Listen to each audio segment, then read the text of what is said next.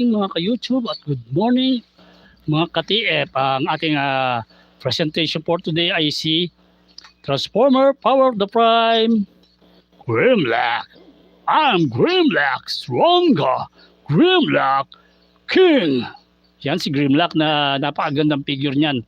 Kung napapansin nyo, yung may mga meron ng collection na Power of the Prime Grimlock ay medyo iba ng konti yung kanyang kulay kasi meron na po tayong mga paint enhancement dyan like this, yung gold niya po sa chest niya yan.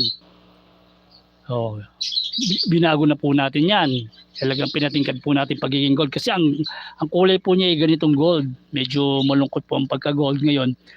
Tiningkaran natin yung metallic gold ang nilagay natin plus ito pong red dito, dati po black yan kasi yan po ay upscale na Black Mamba na ang sukat niya ay nasa leader size na.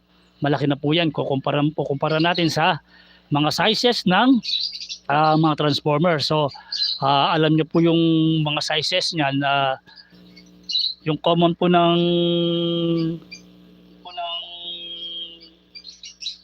Power of the Primes, yung pinaka-original niya, ang si Grimlock po ay ang sukat niya po ay Voyager. Na which is ang Voyager po, ang laki po ng Voyager ay ito po. Ito ang Voyager. So, ilalagay natin ang Voyager sa likod para makita natin ang kanilang scaling para ma-imagine nyo po kung ano po yung sinasabi ko sukat. Yan. Ito po si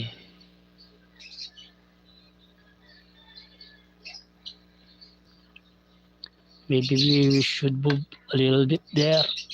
Move natin ng konti kasi malalaglag. So,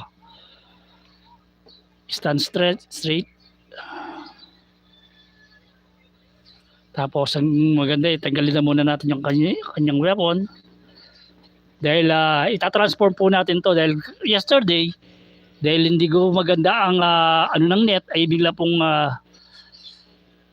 namatay po yung ating internet connection kaya hindi natin nakuwang na-transform po si Snarl na ngayon po ay itatransform po natin si Snarl. Yan, para po possible na makikita nyo yung kanilang height difference.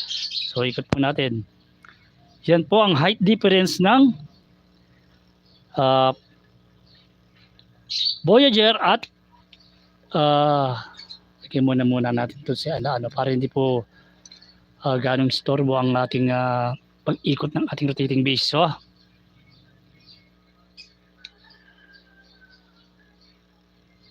yan, makikita nyo po yung mismong masasabi nating scale.